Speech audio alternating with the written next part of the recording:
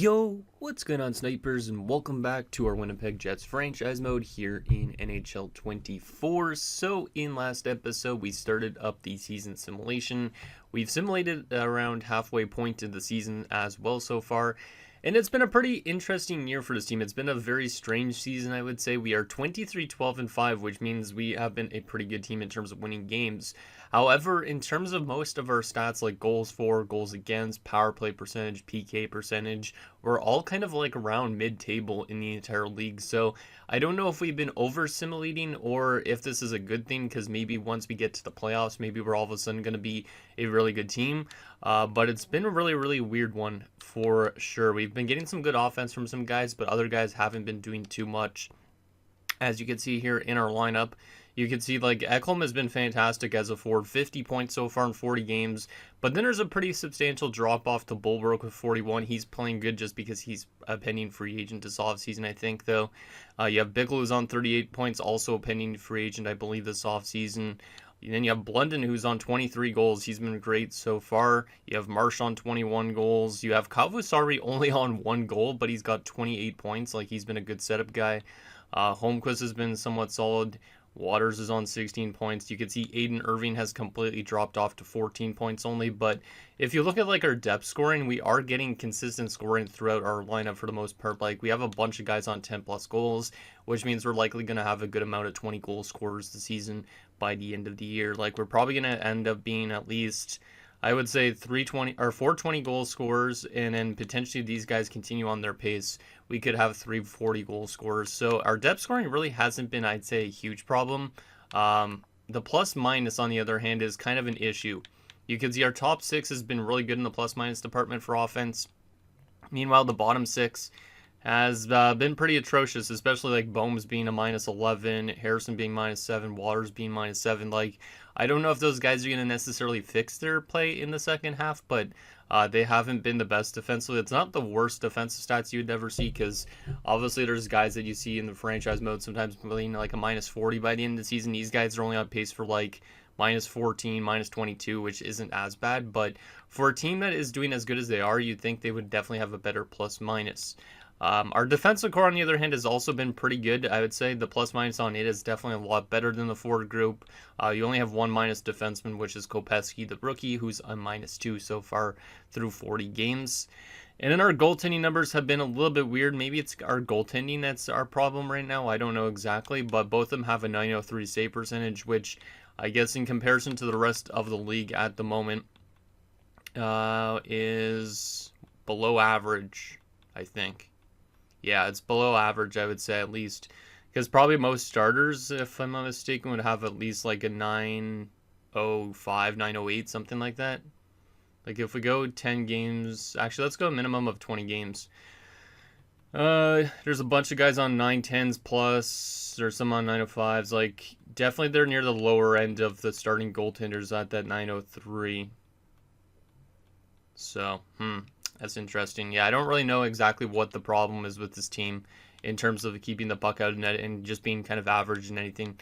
Like, I've been really happy with some of the players on our roster, but it's just weird that we are currently in a playoff spot, but only kind of doing the minimum we need to get into the playoffs.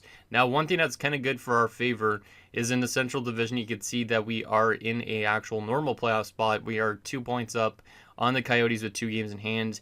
Afterwards, there's a substantial drop-off. The Blackhawks only had 39 points. So, in terms of the Central Division, we should be able to easily make the playoffs because of that. However, the Pacific Division is a lot better. So, we have to worry about teams like the Edmonton Oilers and the LA Kings getting back into the mix. So, that's why I'm hoping that this team obviously finds itself more so in the second half of the season, so that way we could definitely clinch a playoff spot. But anyways, before we get into simulating more and making some decisions on what we want to do with this team going forward, let's get into the one and only comment. So that comment is from Sound Otaku. It says, definitely a weird season. You're feast or famine on both sides of the puck, which would account for why your stats are middle of the pack overall. Not sure what you should do about the defense. I'd favor keeping DePenta because he's a positive plus minus while being much better offensively. Definitely think about reworking your bottom six forwards as they've been pretty terrible defensively. And yeah, the bottom six, like I was saying, just hasn't been good defensively. But he's saying to keep DePenta. Now, we have had a little bit of a defensive kind of back and forth.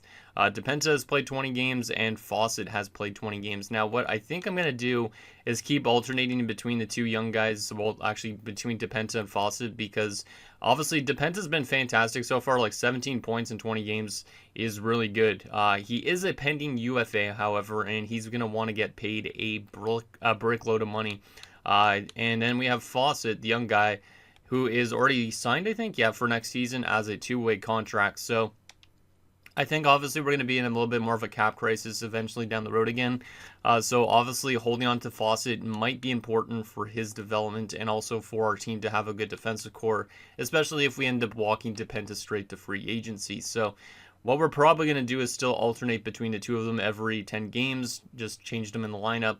And even though DePenta's having a great year, maybe that will make him want less money next season. I don't know, but we are probably going to let him walk to free agency. And then Fawcett could be actually in our top four as a full-time defenseman next season. So that's probably what I'm thinking, unless we decide to let go of Kress in free agency and then bring back DePenta, because maybe that's something we could do, because Kress is also a pending free agent. Like, will that free up enough cap space to get DePenta back? Potentially. We'll see what ends up happening when we get to that point, but I think obviously alternating them every 10 games will still make sense. So let me first take out Fawcett because he played the last 10 games, and we'll get DePenta back in, and he will play the next 10 games of the season. But he's saying to rework this bottom six, which I honestly don't really know what we could do in terms of reorganizing this bottom six. Like, a lot of the guys down there on that bottom six are young players, and then there's Aiden Irving, of course. Aiden Irving, some guy I would rather keep in the lineup than scratch, so we would probably still hold on to him.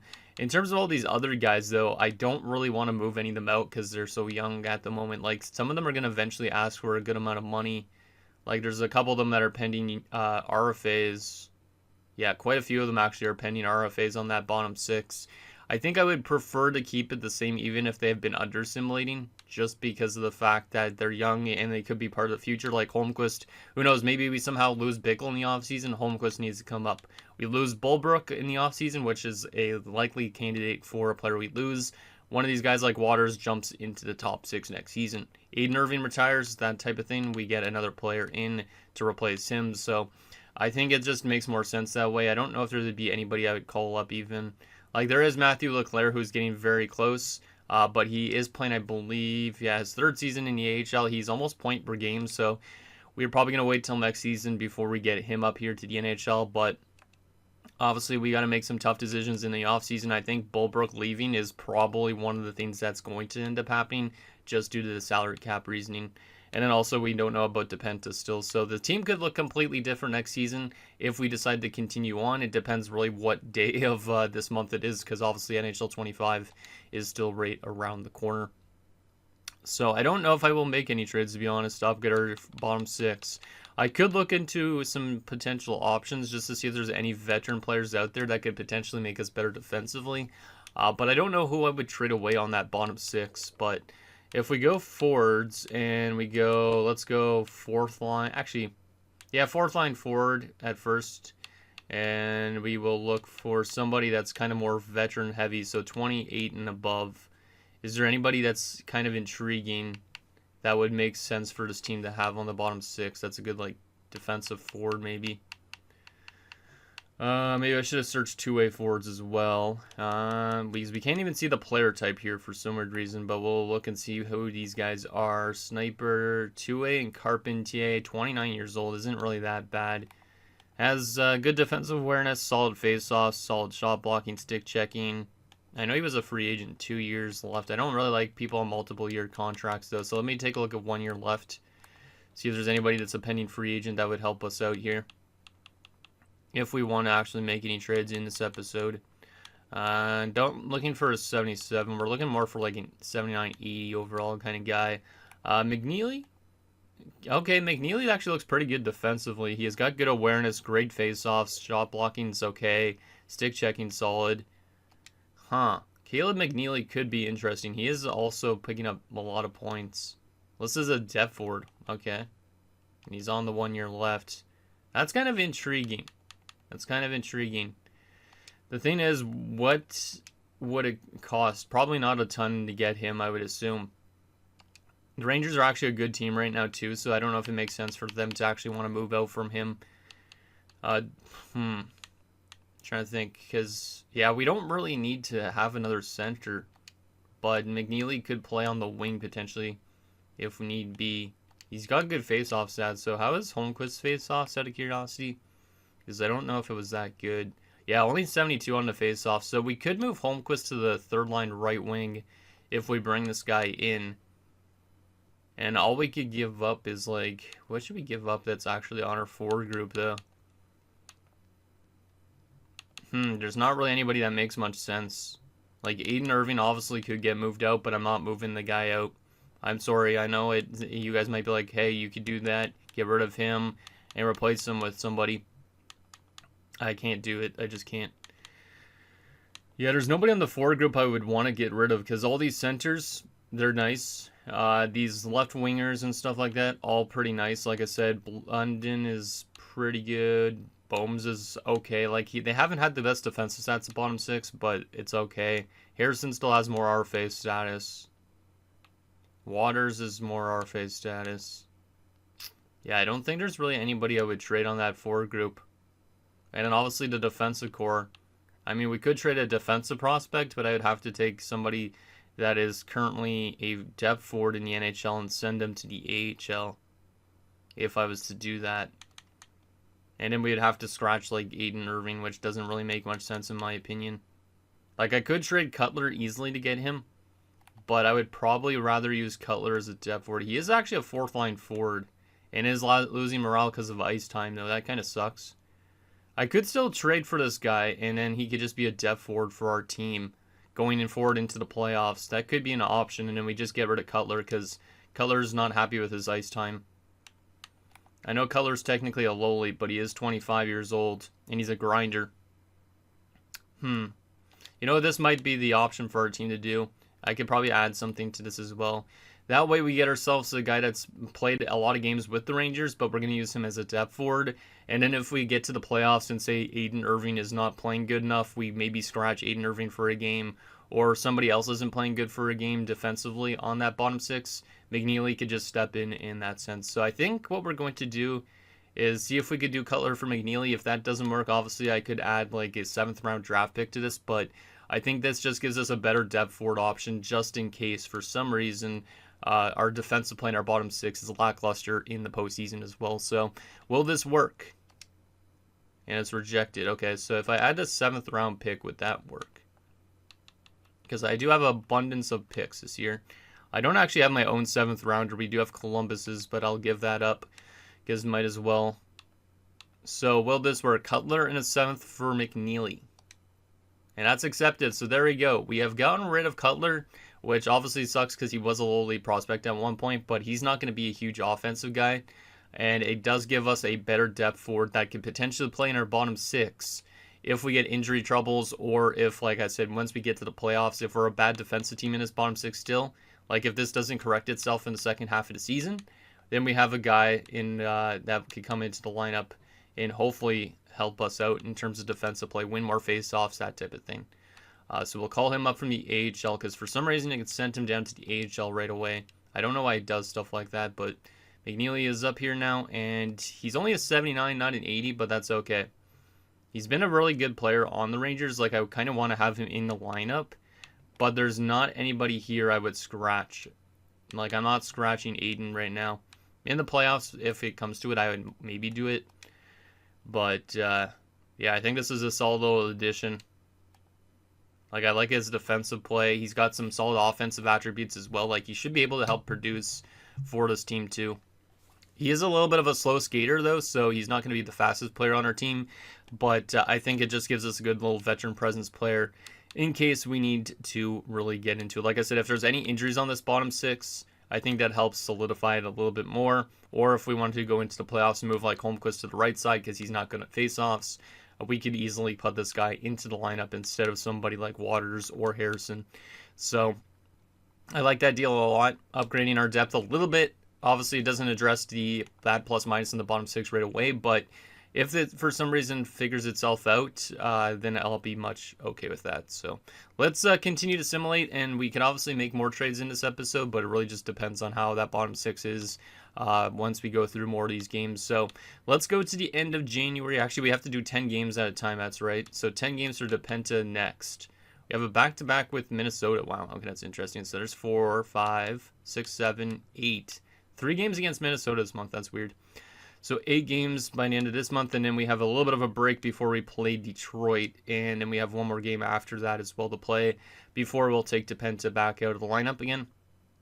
Fawcett's not going to be too happy about his ice time, but that's okay because he will get to play 10 games after these 10 games end. All right, still a little bit inconsistent, but we still have a good record at 27, 14, and 7, so we are still on pace to make the playoffs this year, which is good. We are getting offered Adam Fantilli, a third, and Sutton because Hivnikov and Lynch, who are 2 of our prospects. That's interesting that we're getting offered Fantilli. I have no use for Fantilli, though. Like, he would literally replace Bickle in that top 6, and I don't think it's worth doing that. So, thank you, San Jose, though. I appreciate you offering me Adam Fantilli. Let's go through these next 2 games, because that's when we're going to make our adjustments. So, Detroit is a 5-1 win. That's a nice win. Here's another big trade offer. So a second-round pick, or 2 second-rounders of our own. One is Tampa's, one is ours, actually. Bearable, a starting goalie prospect, and Unique. We send those to Buffalo for Mason, a third, a fourth, and a guy named Howard. I don't even know who those guys are, and we're not trying to load up on our forward group that much. And then we also shut out LA 2-0, so our defensive play has maybe improved a little bit. Sorry about me sniffling a bit. My allergies have been pretty bad, though, today for some reason. But it looks like our team's defensive play has picked up a bit over the last 4 games, which I like a lot. So that bottom 6 might not be as bad defensively anymore as they were at the beginning of this episode, which is good. So let's go back to our forward group, or actually our defensive group, my bad. DePenta is now up to 17 points in 30 games, so he definitely slowed down a little bit during that stretch. He will come back out. And Fawcett dropped down to a 79, so hopefully he is okay with being back in the lineup again. Like I said, this is kind of a hard balance to do, but I think it makes sense for us to do it just because I don't want to get rid of DePenta now when he's been playing as good as he has. And then Fawcett wants to be that guy that replaces DePenta next season. So obviously there could be a chance that Gustafsson jumps up to being a top 4 next year and Fawcett still has to leave regardless or something. But if we lose Kress, we want to have options just in case as well, right? So that is good to go, and we should be able to simulate 10 more games. Let me take a look actually at how our bottom 6 is looking in the plus-minus department now, because I want to see if that's actually improved or not. Because maybe it's still the top 6 that's just playing good. Okay, Bohms has gotten worse. He's minus 14. Holmquist is minus 9. Waters is minus 7 still. It doesn't look like the bottom 6 has improved actually defensively, which is kind of a surprise. Maybe they're just not scoring enough. 14 points, 24 points. 20 points. My math is off right now for some reason. 16 points, 10 points, and 15 points. Yeah, maybe they're just not scoring enough. Like, they could be playing okay defensively, but they're out there for more goals against because they're not a super offensive bottom 6. Maybe that's it. I honestly don't know. But it's kind of weird because we've had some really good defensive games over the last while. Like, you think their plus-minus wouldn't get affected too much, but yes, it still is. Well, we might look at in the trade deadline and just see if there's something that we could do to change it around a bit, but I don't really know who I would move on that bottom 6 right now. I know it's still not doing that good, but we have a winning record. We are probably going to the playoffs. Maybe it will sort itself out once we get to the playoffs. Obviously, it could be like our downfall too, but I'm hoping that's not going to be the case. Okay, so Fawcett's back in. So we have 6 games, 9 games, and the last one before we change back to DePenta is against the Wild. Hopefully both these guys are still happy by the time we get around to the playoffs. The Sharks have fired their head coach. Okay, so there goes Salvador Mowers. Interesting name. Yeah, we're still having some okay defensive games. We are losing some badly, though, too, which is not a great sign. There's a 10-0 win over the Yotes. That's crazy.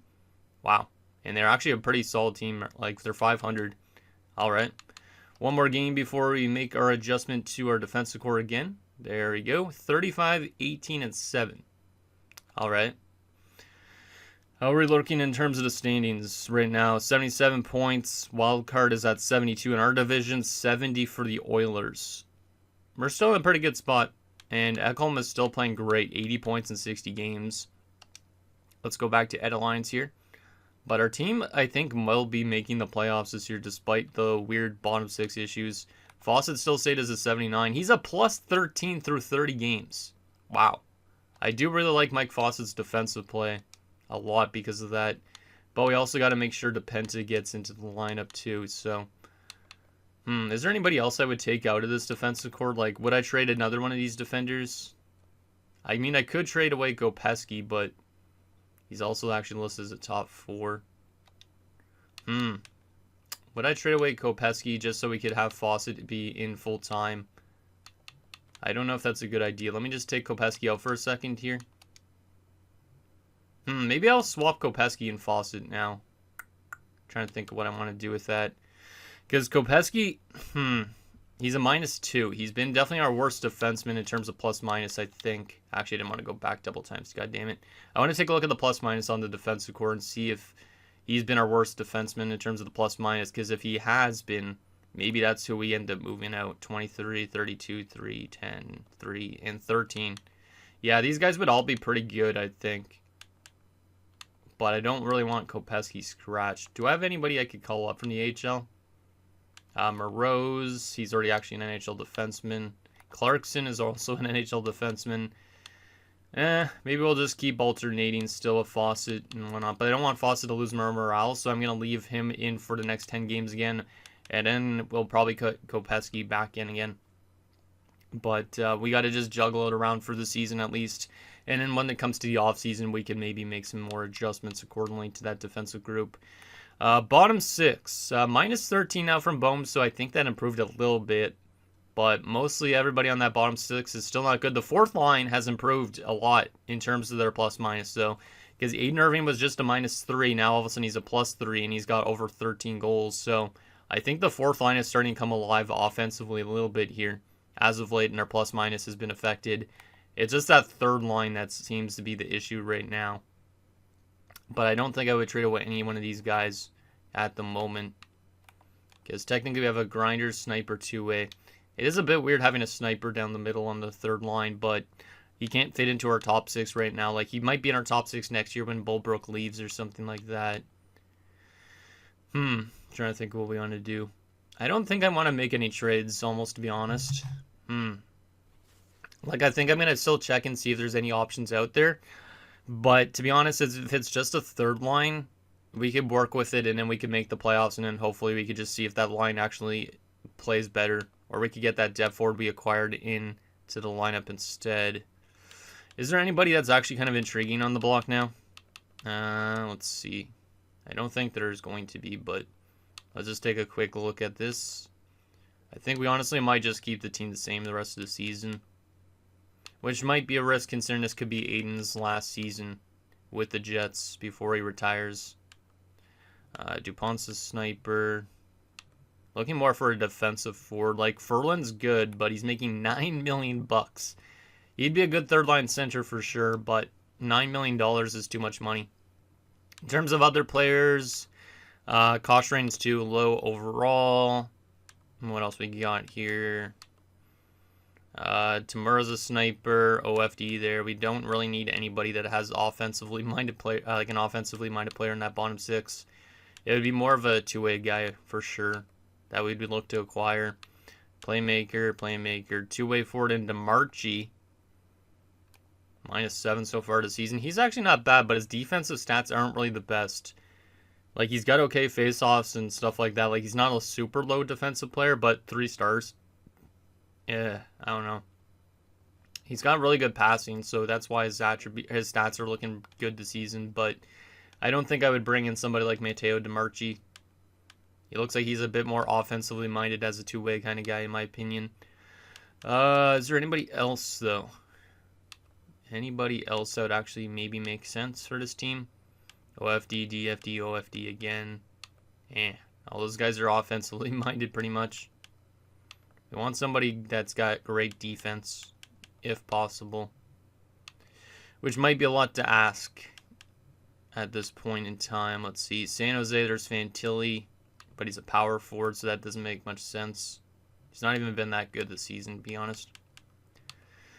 Seattle has nothing either. Oh boy, yeah, there doesn't seem like to be anything really in terms of roster players on the block. Like, it's mostly like depth forwards and prospects. Funk, no thank you, he's a sniper. Yeah, there's actually a lack of good players on this trading block this year. Alright, so there's not really anybody I would bring in to help make us a better defensive team on that third line. So I think we're going to just run with this team the way it is for the rest of the season. So that might be a major risk, but I think it is a risk I'm willing to take because we're almost second place in the Central Division. I think we pretty much will be making the playoffs for sure. We do have 2 games in hand on some of these teams as well. So as long as we don't lose like 10 games in a row, I think we're in a pretty good spot. So let's get through this game against Seattle.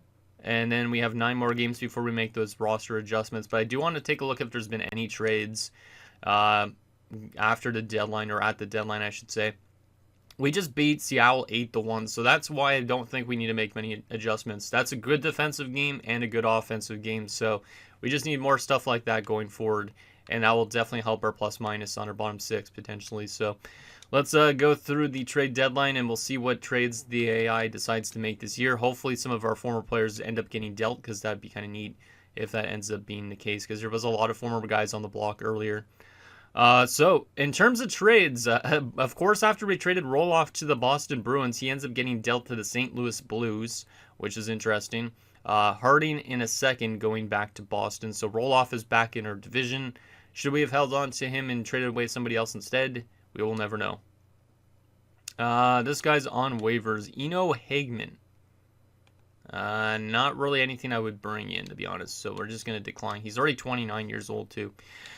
Anyways, okay, so was there anything cool in terms of the trade deadline, like any former players getting dealt? Because at this stage, obviously, we don't really know anybody that's playing still in the NHL that much, so I'm just looking for former players if I see anybody.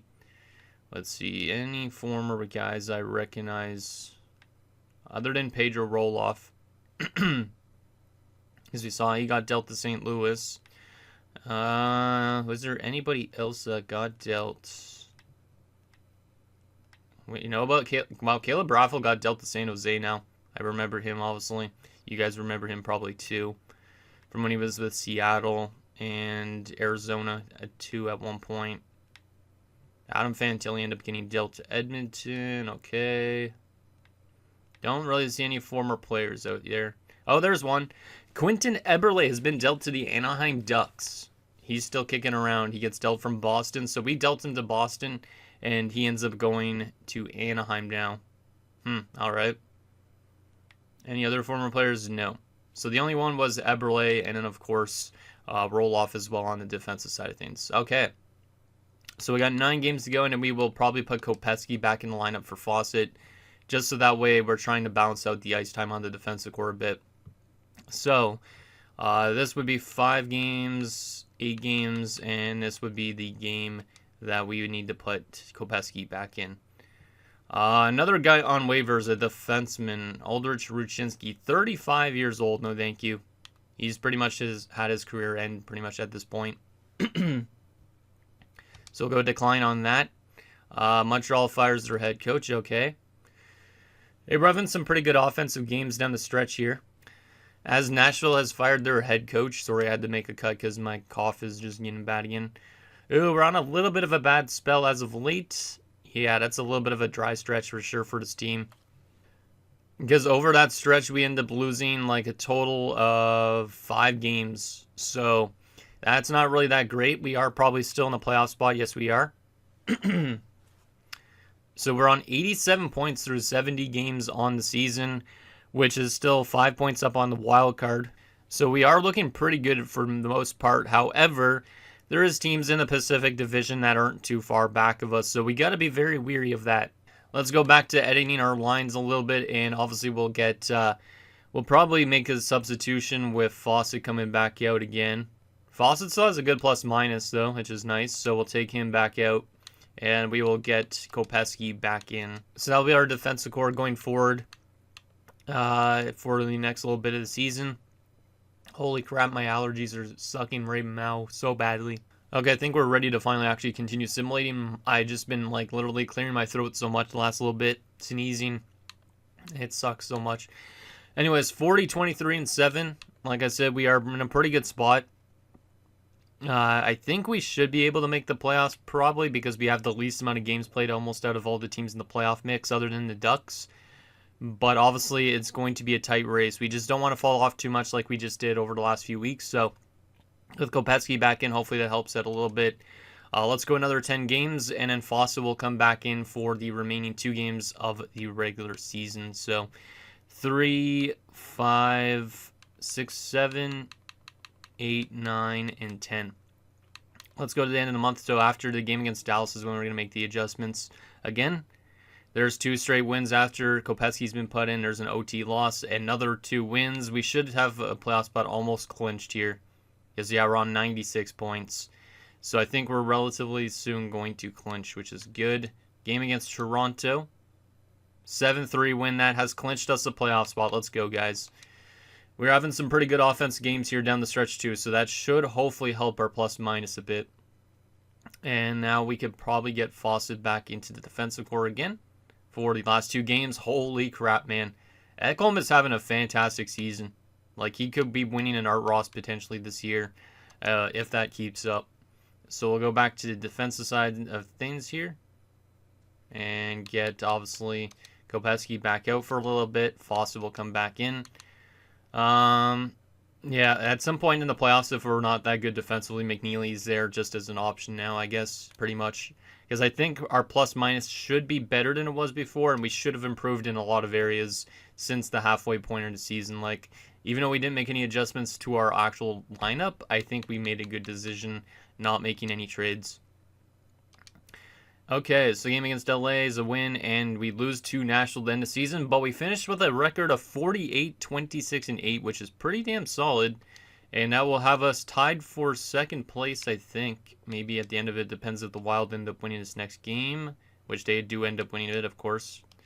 There's a couple teams that are still wrapping up their seasons. There we go. So we have finished a total of 3rd place in the Central Division.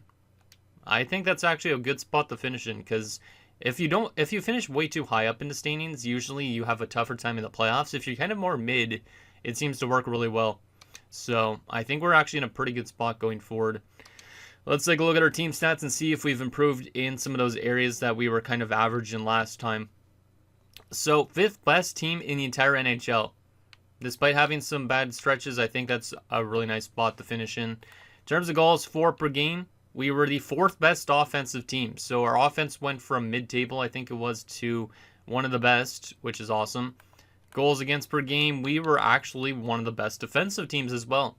So even though it was a really weird start, we are now top 5 in offense and defense. So that's great. Our penalty kill was number 2. So our penalty kill, or not our penalty kill, our power play improved drastically as well.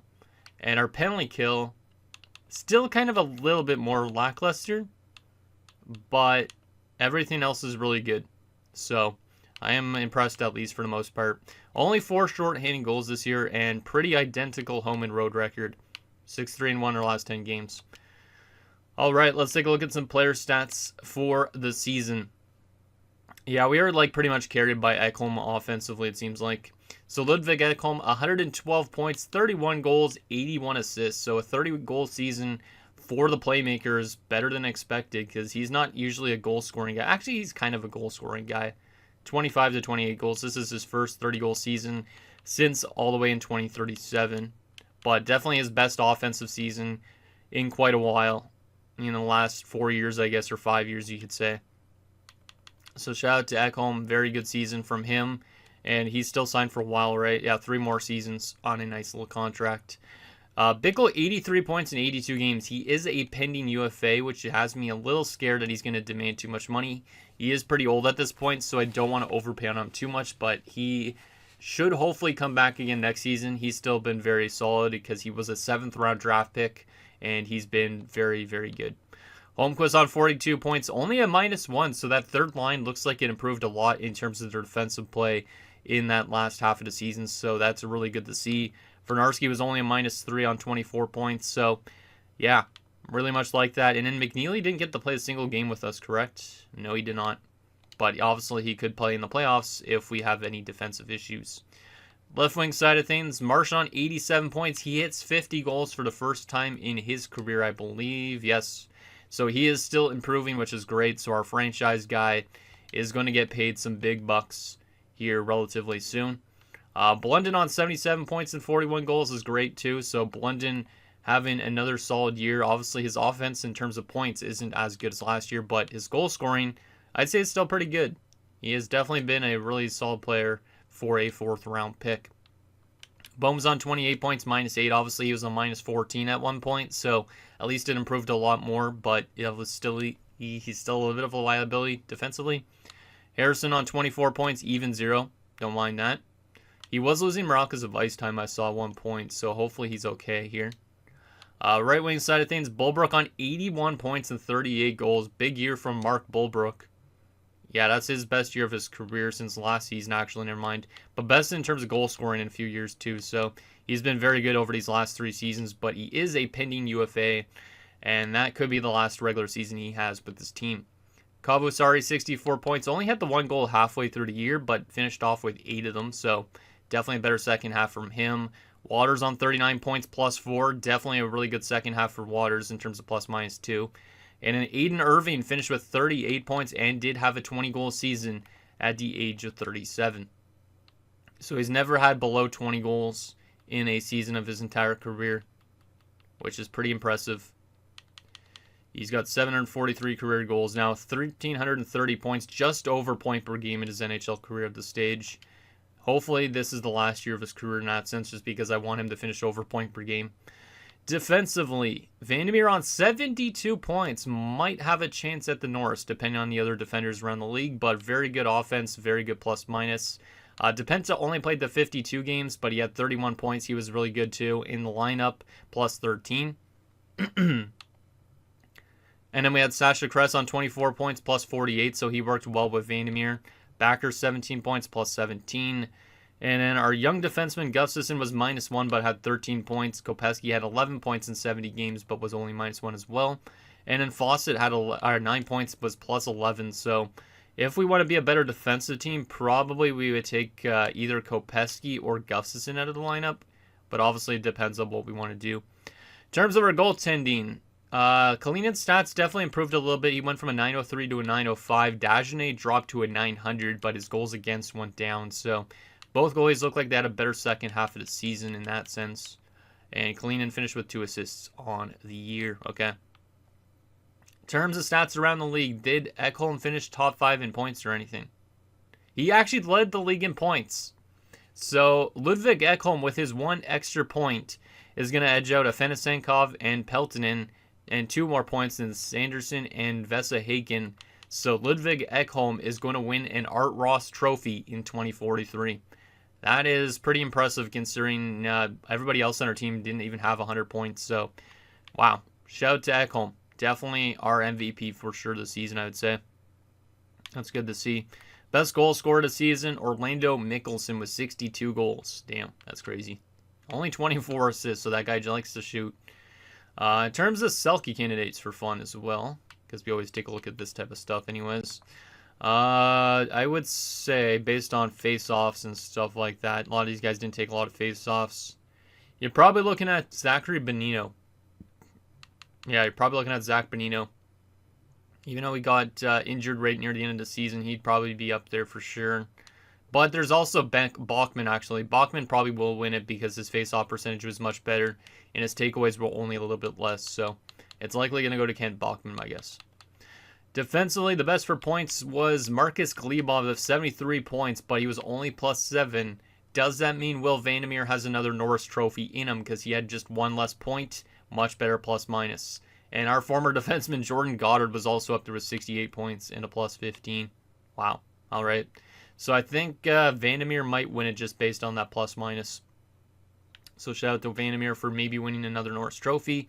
Best goalie in terms of wins was Matty Olso of the Minnesota Wild at 36 years of age. Damn. That's pretty impressive for a 36-year-old goaltender. Most shutouts was Christensen and Bobrovsky. Best save percentage by a starter. You're looking at Christensen with that 915 on the St. Louis Blues, which is where Roloff got dealt. So hopefully St. Louis isn't too dominant this year. And then in terms of goals against, yeah, Christensen's probably going to win the Vezina this season for sure, which is kind of crazy. No goalie goals this season. Most assists was Bobrovsky and a couple other guys tied with 3. Best rookie this season in terms of points, Benjamin McKay had a 90-point rookie season, 51 goals from a medium elite. That's pretty insane. Wow. So shout out to Benjamin McKay for killing it this season. The next closest was Daniel Helms. All right. So there is the rookies. All right. So the question is now on who are we going to play in the first round of the playoffs. I think St. Louis is definitely a favorite to win the Stanley Cup this year. They might actually finally be able to get it done because they just added Roloff to defensive core. They finished with 117 points to lead the entire NHL. So that is kind of scary. Hopefully they're a first round exit. That would be kind of insane if they were, because they have never won in the playoffs before. We're going to be taking on the Minnesota Wild, and we do not have home ice advantage because they finished a little bit above us in the standings. They went 49-25-8. We went 48-26-8. Jeez, tongue twister. All right, we played Minnesota, I think, somewhat recently. They did just have the goalie with the most wins, so that's a little bit interesting. Let me actually take a look at the playoff tree here as well, just in case you guys wanted to see this. So that's what it's looking like. Rangers, Devils, Carolina, Pittsburgh, Ottawa, Buffalo, Tampa, and Washington. Then you have Calgary, Phoenix, or Arizona, my bad. I'm calling them Phoenix just because of my 2000 franchise, I feel like. Seattle, Vancouver, St. Louis, Anaheim, and then us and Minnesota. So there is the playoff matchups. Let's actually take a look at how Minnesota did during the regular season compared to us. So only 2 more points than us. They were worse offensively. They were worse defensively, but they finished above us. Their power play was absolutely dreadful. Holy crap. Being that good in the standings and having that bad of a power play is actually kind of insane. And their penalty kill was bad too, so they didn't have good special teams, but they were a good team. So that kind of worries me a little bit. Because imagine being the 3rd best team in the NHL but having bad special teams. Like, that power play was one of the worst in the NHL. It was bottom 5. That penalty kill was also like bottom 5 almost. Yeah, pretty much bottom 5 because it was tied with Dallas. That's strange. How do you finish 3rd and have bad special teams? Because I don't think I've ever seen a team do that. They're also like 500 almost on home ice, and then on the road, they were very, very good. So that is a strange team. I really hope that we could beat them, because if we can't, obviously Aiden Irving's career might come to an end, which is not what we want to see. Final thing, let's take a look at their lineup, see what they got, because it might have changed since we played them last. So here is their lineup. Arthur Lyon, Spencer Blum, and Adam Bolt. I do remember guys like Adam Bolt from a few years ago, I think. I feel like we played them recently. Did the Minnesota Wild win the Cup last year? I feel like they might have, because he did play 24 games. They might have won the Cup last year. I feel like they did. But I honestly don't remember. Porter Martone's there as well. Kurt Reed and Zane Panaye. Cadman Eddy. They also have Bryce Whitney and Nikita Plekhanov. 4th line, Felipe Almond. Corey Cox. What a name. Maxwell Pellick. So that 4 group is pretty balanced, to be honest. Like, their only weakness is a 4th line center named Cox. So they look pretty good. Defensively, Lapalainen and Tom Persinger. Nico Mikola and Clifford Manderville. And Isaac Giftopoulos, Wade Gostad. All right. So that defensive core is definitely a bit of a cheese defensive core based on the overalls. So I am a little bit scared because of that. And in their goaltending, Matty Alto, solid starting goaltender. Has had a long, long career at this point. 902 career games, all of them with the Minnesota Wild, which is pretty impressive. And then you also have Tyrell as the backup. Scratch-wise, they have Isaiah Habscheid. Drafted by the Bruins, okay. Yeah, it's an interesting team. Good forwards. Interesting defense, I will say. And then good goaltending and an okay depth forward. So, I honestly don't know who has the upper hand going into this playoff matchup. Looks like they won the Stanley Cup last year, though, based on some of these stats. Like, let me take a look at Alto. Yep, 16 wins. They did win the Stanley Cup last season. So, if we're going to win another Stanley Cup, we got to go through the defending Cup champions in the first round. I think we could do it, but obviously the teams afterwards are going to be tough as well. Like, if we get to the next round and we have to play St. Louis, that's going to be a tough task for his team as well. But anyways, guys, that's going to do it for this episode of our Winnipeg Jets franchise mode. So in next episode, we will take it to round 1 against the Minnesota Wild as we look to hopefully play some good defensive hockey, not having too much issues on our bottom 6 like we did early in the season. And hopefully we can find a way to get to the second round and beyond that, because like I said, this could be Aiden Irving's last playoff run. So we want to try and get as far as possible and maybe get him one more Stanley Cup before he decides to retire. Send anything down below, and I'll see you guys next time.